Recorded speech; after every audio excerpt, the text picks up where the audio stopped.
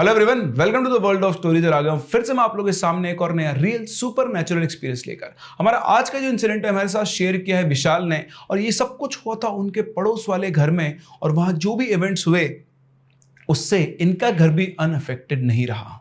इस स्टोरी का एक ओपन एंड भी है जिसे आप अपने हिसाब से कंप्लीट कर सकते हैं, तो इसे लास्ट तक जरूर सुने। और अगर आपके पास भी ऐसे कोई रियल सुपर नेचुरल एक्सपीरियंस है तो आप मेरे साथ शेयर कर सकते हैं मेरी इन दी गई आईडीज पर।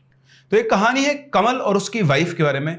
कमल विशाल के पड़ोस वाले घर में रहा करता था और इनके अच्छा खासा बोलचाल था आपस के अंदर। कमल वैसे बहुत ज्यादा कुछ अच्छा कमाता नहीं था, इसी के साथ साथ उसकी आदतें भी बहुत खराब थी। सबसे बड़ी आदत थी उसको शराब पीने की आदत थी। वो शराब बहुत ज्यादा पिया करता था और शराब पीने के बाद वो अपनी बीवी से गाली गलौज किया करता था, उससे मारपीट किया करता था। इसी के साथ साथ वो बहुत शक्की प्रवृत्ति का इंसान भी था और हमेशा अपनी बीवी के ऊपर नजर रखा करता था। समय ऐसे ही गुजरता गया और उसकी वाइफ का कमल के ही बहुत अच्छे दोस्त के साथ चक्कर शुरू हो गया। चीजें चलती रही, उसे इस बारे में कुछ भी पता नहीं था, लेकिन इश्क छुपाए नहीं छुपता। कहीं से उसे खबर लग गई। कमल को किसी ने कहा कि तू कौन सी दुनिया में जी रहा है, तुझे पता भी है जिसे तू अपना अच्छा दोस्त कहता है, तेरी बीवी का उसके साथ चक्कर चल रहा है। ये बात सुनकर उसे बहुत गुस्सा आया, लेकिन उसने किसी से कुछ नहीं बोला। अगले दिन वो वापस अपने घर से निकला और जाकर एक जगह पर छुप गया और अपनी बीवी पर नजर रखने लगा। थोड़ी देर के बाद उसकी बीवी अपने घर से निकली और वो वहां पहुंची जहां पर वो उसके दोस्त से मिला करती थी। उसके पीछे पीछे जाकर छुपते छुपाते वो भी वहीं पर पहुंच गया और उसने अपनी आंखों से अपनी बीवी को अपने उस दोस्त से मिलते हुए देखा। जैसे उसका दोस्त वहां से उठकर चला गया, वो सीधा अपनी बीवी के पास पहुंचा और वो वहीं उसी जगह पर अपनी बीवी के साथ मार पिटाई शुरू कर देता है। उसको पकड़ के थप्पड़ मारता है और फिर उसने चप्पल से मारना शुरू किया और उसका गुस्सा बहुत ज्यादा बेकाबू हो गया था और वो चिल्ला रही थी, मुझे छोड़ दो, क्यों मार रहे हो, ये है वो है, बहुत कुछ उनके बीच में हुआ। फिर उसके बाद जब सारा झगड़ा खत्म हो गया तो वो उसकी जो बीवी थी वहां से चली गई और वो चुपचाप अपने घर पे आ गया। जब वो घर लौट रहा था तो शायद मोहल्ले वालों को ये बात पता चल चुकी थी कि वो अपनी बीवी से वहां पर मार पिटाई करा। सब उसको बड़ी अजीब सी नजरों से देख रहे थे। उसने चारों तरफ देखा और फिर चुपचाप अपने घर के अंदर चला गया। उस दिन उसकी बीवी लौटकर वापस घर नहीं आई, शायद वो वहीं से अपने मायके चली गई थी। कमल का घर बंद था। पूरी रात वो अपने घर से बाहर नहीं निकला। करीबन रात को 10 साढ़े 10 बजे के आसपास उसी के आगे 3-4 मकान छोड़कर एक आंटी रहती थी। वो उसके घर की तरफ जाती है खाना लेकर, क्योंकि उन्हें पता है कि घर में लड़ाई हुई है, खाना वाना किसी ने बनाया नहीं होगा, इसकी वाइफ से चली गई है। तो उसने गेट नॉक किया लेकिन गेट खुल के कोई बाहर नहीं आया। वो वापस चुपचाप अपने घर पे चली गई। अगले दिन सुबह भी उसके घर का गेट नहीं खुला। जब पूरे दिन घर का गेट नहीं खुला तो आप जानते हैं कि जब छोटी जगह पर लोग रहते हैं तो वहां पर जो मोहल्ले वाले होते हैं वो उस घर के ऊपर पूरी तरह से नजर रखते हैं। तो सभी मोहल्ले वाले ऑब्जर्व करते हैं कि कल शाम से कमल के घर का गेट नहीं खुला है, आखिर चक्कर क्या है। तो सारे मोहल्ले वाले इकट्ठे हुए और सबने डिसाइड किया कि हम कमल के घर का गेट तोड़ेंगे। लेकिन उनके जो घर का गेट था वो बड़ा मजबूत था, तो ऐसा नहीं था कि आसानी से कोई भी तोड़ दे। तो मोहल्ले के सबसे तगड़े और बिल्कुल लंबे चौड़े लड़के को बुलाया गया और उससे बोला गया, है ना, जैसे सीआईडी में बुलाते हैं दया को, दया दरवाजा तोड़। तो बिल्कुल ऐसे ही उस लड़के को बुलाया गया और उससे दरवाजा तोड़ने को कहा गया। वो लड़का वहां पहुंचा, उसने बहुत मशक्कत की, लेकिन उसके बाद भी वो उस गेट को नहीं तोड़ पाया। जब इन सब लोगों से गेट नहीं टूटा तो था क्या कि जो घर था उस घर के गेट के जस्ट ऊपर एक स्क्वायर कलर छोटी सी विंडो बनी हुई थी। तो उस सीढ़ी लगाई गई, उस लड़के को वापस उस सीढ़ी पर चढ़ाया गया और जैसे उस लड़के ने उस स्क्वायर खिड़की से अंदर देखा वो यूं का यूं वापस सीढ़ी सहित नीचे गिर गया। वो बुद्ध से घबरा गया था। उन सबने से पूछा कि तूने ऐसा क्या देख लिया तो गिर गया। तो बोलता है कि वहां पर तो वो लटका हुआ है, उसकी आंखें से बाहर निकली और जीभ बाहर टंगी हुई है। उसको देख के तो बहुत बुरी तरह घबरा गया हूं और वो उठ के सीधा वहां से भाग गया। अब जब सारे मोहल्ले वालों को पता लग गया कि कमल ने तो फांसी लगा ली है तो फिर पुलिस को इन्फॉर्म किया गया। पुलिस आई, कमल के जो रिलेटिव्स थे उनको, उसकी वाइफ को, सबको बताया गया कि इस तरह से कल आने के बाद उसने फांसी लगा ली और उसकी लाश यहाँ पर मिली है। अब सब रिलेटिव्स आए, मोहल्ले वाले, उसका अंतिम संस्कार किया गया और फिर वही जो प्रोसेस होता है पूरा 13 दिन का, वो प्रोसेस चला। इन 13 दिनों के प्रोसेस में वो जो लड़का था जो गेट तोड़ने आया था वो सबसे ज्यादा परेशान रहा, क्योंकि उसने कमल की लाश को लटकते हुए पहली बार देखा था। अब ये आप उसका इल्यूजन कहो, उसका वहम कहो, वो जब रात को घर में सोता था तो उसे कमल दिखाई देता था, बिल्कुल उसी हालत में जिस हालत में उसने उसको देखा था। 13 दिन तक उसको हर रात कमल दिखाई देता था। वो अपने घर वालों से बोलता था, मोहल्ले वालों से बोलता था, लेकिन सभी सोचते थे कि क्योंकि इसने पहली बार उसे देखा, इसको वहम हो गया, इसको डर बैठ गया दिल के अंदर, धीरे धीरे इसका डर चला जाएगा। और वाकई में ऐसा हुआ भी।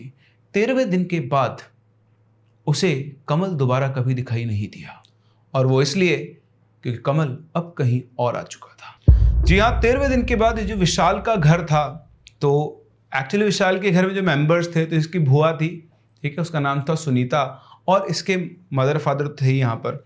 तो इनके घर में नॉनवेज बना करता था शुरू से ही, लेकिन कमल की फैमिली के अंदर, मतलब घर के अंदर नॉनवेज नहीं बना करता था। उसकी वाइफ उसे नॉनवेज बनाने नहीं देती थी, और दूसरा कमल को नॉनवेज खाने का बहुत शौक था।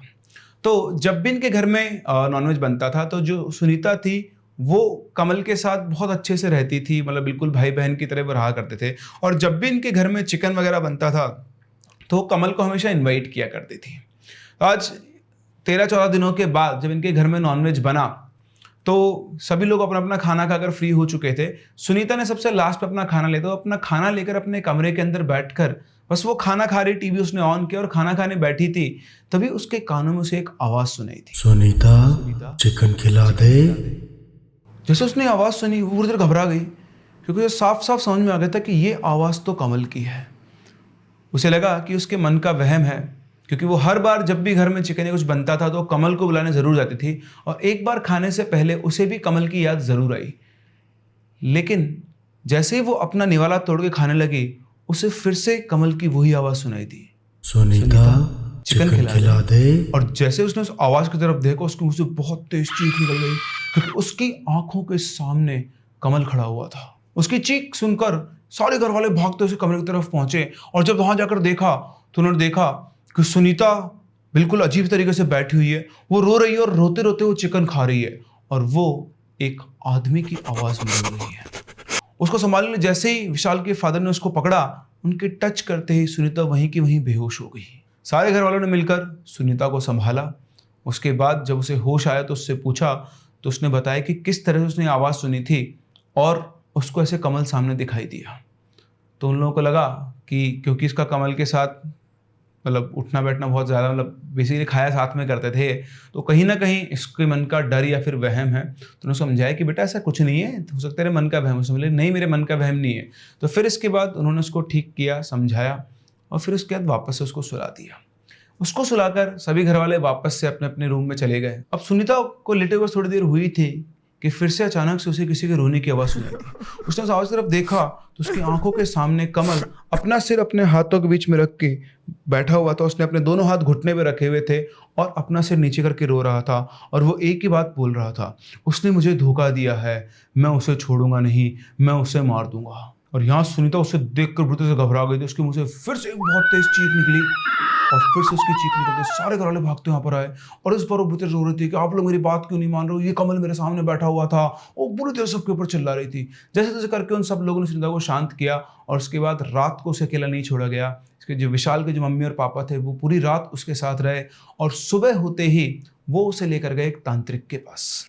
फिर उस तांत्रिक से जब चीज़ें डिस्कस की गई तो उसने बताया कि वो जो भी आत्मा इसके पास आई थी जो आपके पड़ोस में रहता है, तो क्योंकि आप इसको हमेशा से खाना खिलाते थे, और जैसे आपके घर में चिकन बना तो इसका फेवरेट फूड था, तो वो खाने के लिए वो आया था, और जब उसे सुनीता दिखी तो उसकी बॉडी के अंदर प्रवेश कर गया। लेकिन अब मैं इसके हाथ में एक धागा बांध रहा हूँ, अब वो आत्मा इसके शरीर में कभी दोबारा प्रवेश नहीं कर पाएगी। और इस तरह से तांत्रिक ने उसका इलाज करके उसको वापस भेज दिया, और वाकई में उसके 2-3 दिन बाद तक भी सुनीता को कुछ भी नहीं हुआ, ना कुछ दिखाई दिया ना कुछ सुनाई दिया। फिर एक दिन की बात है, जो विशाल के फादर हैं वो अपने रूम में सो रहे थे। सोते सोते रात को अचानक से उनकी आंख खुलती है, तो उनके सर के ऊपर जो पंखा चल रहा था उस पंखे में उनको एक सिर घूमता हुआ दिखाई दे रहा था, और वो सिर किसी और का नहीं था, कमल का था। वो उसको देखकर वो बुरी तरह घबरा गए, उनको स्लीप पैरालिसिस टाइप हो गया था, वो चाहकर भी कुछ नहीं बोल पा रहे थे। और थोड़ी देर में वो सिर वहां से निकलकर एक पूरे रूम के अंदर घूमने लगा, और घूमते घूमते अचानक से उनकी छाती के ऊपर आकर बैठ गया। और जैसे उनकी छाती के ऊपर आकर बैठा, उनके गले से एकदम से आवाज निकली, और उठ के चिल्लाते हुए खड़े हुए, और उनकी चीख सुनकर सबके सब लोग घर में भागकर वापस आए उनके रूम में। उन्होंने पूछा क्या हुआ क्या हुआ, आप क्यों चिल्लाए हो? तो उन्होंने बताया कि किस तरह से उनको कमल का सिर दिखाई दिया। तब जाकर सुनीता ने बोला कि देखा, आपको मेरी बात मजाक लगती थी ना, अब आपको भी वो दिखाई दिया है ना। तब जाकर उन्होंने माना कि वाकई में उनके घर में कमल की आत्मा अभी भी घूम रही है। अब सबको विश्वास हो चुका था, तो उन्होंने फिर से उन्हीं तांत्रिक जी को फोन किया और उनको इस बार अपने घर में बुलाया और ये बोला कि कल रात को ऐसा इंसिडेंट हुआ है, वो लड़का अभी भी यहाँ से नहीं गया, उसकी आत्मा अभी भी हमारे घर के अंदर घूम रही है। फिर वो तांत्रिक इनके घर पर आते हैं, करीबन दोपहर तक वो इस घर में आ चुके थे। घर में आने के बाद वो पूरे घर के अंदर घूमते हैं, सारा इंस्पेक्शन करते हैं, थोड़ा अपना कुछ मंत्र वगैरह फूंकते हैं और उसके बाद वो कहते हैं कि आप सही कह रहे हैं, उस लड़के की आत्मा अभी भी आपके घर में ही है। आप एक काम कीजिए, सभी लेडीज़ को घर से बाहर निकाल दीजिए, मतलब जब तक मैं यहाँ पर हूँ पूजा वगैरह करता हूँ, क्योंकि अगर वो आत्मा को मैं बुलाऊंगा, अगर वो आई और अगर इन औरतों में से कोई भी डर गया तो जो डरेगा ये उसके शरीर में प्रवेश कर सकता है, फिर इसको निकालना मुश्किल हो जाएगा, उनसे बातचीत करना मुश्किल हो जाएगा। तो जितनी भी औरतें हैं उनको आप बाहर निकाल दो। तो उनकी बात सुनकर सभी बाहर चले गए। फिर उन्होंने एक नारियल निकाला अपने बैग में से, उस बैग नारियल को रूम के अंदर से बीच में रखा और ये कहा बाकी जो लोग जेंट्स खड़े थे उनसे, मतलब जो विशाल के दादाजी थे उनके पापा से, कि अभी भी आप देख लो, आप में से जिस किसी को भी डर लगता हो यहाँ चले जाना, क्योंकि यहाँ का माहौल थोड़ा बिगड़ सकता है। तो उनके फादर ने कहा नहीं नहीं, हम किसी से नहीं डरते हैं, आप चिंता मत कीजिए, हम में से कोई नहीं डरेगा, हम यहीं खड़े होकर देखेंगे अगर है क्या। तो उन्होंने बोला कि ठीक है, मैं ये नारियल रख रहा हूँ, अगर ये नारियल घूमने लग गया तो आप ये समझ लेना कि उस लड़के की आत्मा इसी घर के अंदर है, और अगर नहीं घूमा तो आपका घर बिल्कुल खाली है। अब जैसे ही तांत्रिक ने अपने मंत्र पढ़ना शुरू किए, वो नारियल अपनी जगह पर बहुत तेज तेज घूमने लगा, और ना सिर्फ घूम लगा, घूमते घूमते ऐसा हवा में आ गया। और ये सब सबके आगे फटी के गई, ये सब क्या चल रहा है भाई, ये नारियल अपने आप घूमते हवा में कैसे आ गया। और जैसे हवा में आया, तांत्रिक ने उस नारियल को हवा में पकड़ा और सब तरफ देख के बोला कि ये जो भी है ये बहुत गुस्से में है, इसकी कोई ना कोई अधूरी इच्छा है जो पूरी नहीं हुई है, और इसलिए चारों तरफ भटक रहा है। उन्होंने उससे बात करने की कोशिश की तो उसने कहा कि मैं इसी घर के अंदर रहूंगा, मैं इस घर को छोड़कर नहीं जाऊंगा, मुझे ये घर बहुत पसंद है, आप चाहो तो इनको बोल दो कि मेरे घर में जाकर रह ले, लेकिन मैं इस घर के अंदर ही रहूंगा। अब कोई भी इंसान अपना घर कैसे छोड़ सकता है? तो उन्होंने तांत्रिक से बोला कि ये पागल हो गया, हम अपना घर क्यों छोड़ेंगे, इसको बोलो इसके घर में जाए। तो तांत्रिक ने उससे कहा कि तुम अपने घर में जाकर रहो। बोले नहीं, मैं इसी घर में रहूंगा। वो बिल्कुल हटी हो गया, तो वो नहीं मान रहा था। फिर तांत्रिक ने अपनी विद्या दिखाई, उसने अपनी जीभ पे कट लगाया ताकि खून निकलना शुरू हो जाए, और फिर उसने घर के हर एक दीवार के कोने को चाटना शुरू किया। उसके बाद उसने घर के चारों कोनों पर दीवारों पर चौकियां लगवाई, मंत्र पढ़े और पूरे घर को बांध दिया और कहा कि आप लोग चिंता ना करें, मैंने इसका इलाज कर दिया है, अब ये दोबारा इस घर के अंदर नहीं आ सकता है। और हुआ भी ऐसा ही। उस दिन के बाद से इनके घर में किसी भी तरह की कोई भी पैरानॉर्मल एक्टिविटी नहीं हुई। लेकिन कमल इतनी आसानी से जाने वाला नहीं था। अगले ही दिन वही दोस्त जिससे उसकी बीवी का चक्कर चल रहा था, वो बाइक से उसके घर के बाहर से ही गुजर रहा था। तभी अचानक से सिर्फ चलते चलते उसकी बाइक एकदम से बहुत तेज से स्किड हुई और घिसटता हुआ गया। लेकिन किस्मत की बात थी कि इतना बुरी तरह से गिरने के बाद भी उसको जब छोटी मोटी खरोच आई थी और बहुत तेज उसे कुछ लगा नहीं था। जब उससे पूछा गया कि क्या हुआ, तो उसने बोला कि वो बाइक चला रहा था, तभी अचानक से उसके बाइक के सामने कमल आके खड़ा हो गया और बुरी तरह से घबरा गया, उसका बैलेंस बिगड़ गया। जिन जिन लोगों ने कमल की मौत का उसको देखा था, उनको तो विश्वास हो गया था कि उसे वाकई में कमल दिखा है, लेकिन उस बाकी लोगों को लगा इस लड़के का वहम है, क्योंकि कमल इसका भी दोस्त हुआ करता, तो इसी की वजह से इन पति और पत्नी के अंदर लड़ाई हुई थी। खैर वो अपने घर चला गया, उसका घर वहां से बहुत ज्यादा दूर नहीं था। अभी जो लड़का था, इसके घर में ना एक चक्की थी, आटे की जो चक्की जिसमें मतलब बेसिकली आटा गेहूं पीसते हैं वो। तो अब उस दिन के बाद से इनके घर में जो वो चक्की थी, वो रात को 12 बजे के आसपास अपने आप ही चालू हो जाती। जाके वहां देखते तो वहां कोई भी नहीं होता था, लेकिन चक्की चलती रहती थी। मोहल्ले में वैसे ही खबर उड़ चुकी थी कि पूरे मोहल्ले के अंदर कमल की आत्मा या उसका भूत घूम रहा है। तो जिन घर वालों को पता लगा तो उन्होंने भी कुछ ना कुछ करके अपने घर में इलाज करवाया। अब ये जो कमल की वाइफ थी, ये भी वापस से उसको उसकी मौत का पता लगा तो वो लौट चुकी थी। घर तो पूरा उसी का था, तो घर अपनी प्रॉपर्टी कोई नहीं छोड़ता है, तो वो भी वापस वहीं पर उसके मतलब 13वें के बाद से वो वहीं पर रह रही थी। लेकिन कमल अभी तक अपने घर नहीं पहुंचा था, जबकि वो आसानी से अपने घर पहुंच सकता था, और अगर उसे वाकई में कोई बदला लेना था तो वो ले सकता था। लेकिन कमल किस चीज़ का इंतजार कर रहा था, ये किसी को भी पता नहीं था। कमल ने बहुत ज़्यादा लोगों को परेशान करना शुरू कर दिया था। उस लड़के के साथ साथ वो मोहल्ले के और भी घरों में अजीब अजीब सी एक्टिविटीज़ हुआ करती थी, जैसे कोई सो रहा तो कोई चद्दर खींच जाना, घर में एकदम से बर्तनों गिर जाना। मतलब ऐसा नहीं था कि वो किसी एक जगह पर सिचुएटेड था, वो हर घर के अंदर कुछ ना कुछ बदमाशियां ऐसी एक्टिविटी कर रहा था, जिससे कोई ना कोई परेशान होता रहे। फिर आया एक दिन, ये जो कमल का घर था उसमें जो पड़ोस में एक आंटी थी, वो किसी काम से गई, उन्होंने गेट नॉक किया लेकिन किसी ने गेट नहीं खोला। उन्होंने बहुत देर तक गेट बजाया और उनके घर का गेट नहीं खुला। जब सेम इंसिडेंट वापस हुआ कि कुछ टाइम पहले भी इनके घर का गेट नहीं खुला था, तो सारे मोहल्ले वाले वापस इकट्ठा हुए, लेकिन इस बार वो लड़का नहीं आया जिसने खिड़की से देखकर कमल के बारे में बताया था।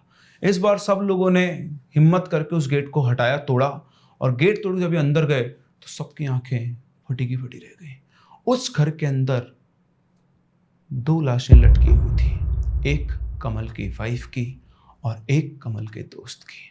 ये कोई नहीं जानता कि उन दोनों ने वहां पर सुसाइड क्यों किया। ये बात पूरे मोहल्ले में, पूरी जगह पर आग की तरह फैल गई कि एक साथ ये 2 लोग लटके हुए मिले हैं, लेकिन आज तक भी किसी को पता नहीं चला है कि आखिर उन दोनों ने सुसाइड क्यों किया, या फिर कमल अपना बदला लेकर वहां से चला गया। उस दिन के बाद दोबारा किसी को कमल की आत्मा ना दिखाई दी, ना वो जो भी एक्टिविटीज हुई थी वो एक्टिविटीज हुई। उस दिन के बाद उस मोहल्ले में सब कुछ शांत हो गया और इस तरह से शायद कमल ने अपना बदला पूरा किया। आपको क्या लगता है, क्या इस चीज के पीछे कोई और रीजन था, या वाकई में कमल सिर्फ उस दिन के लिए रुका हुआ था कि जिस दिन ये दोनों एक बार फिर से साथ मिलेंगे? क्योंकि अब उनके बीच के रास्ते का जो कांटा था वो तो साफ हो चुका था। कमल ये जानता था कि आज नहीं तो कल ये दोनों एक साथ एक जगह पर जरूर आएंगे और उस दिन वो अपना बदला जरूर लेगा। मुझे कमेंट सेक्शन में जरूर बताएं। हम लोग मिलते हैं अपनी अगली कहानी में, तब तक के लिए keep loving and keep listening.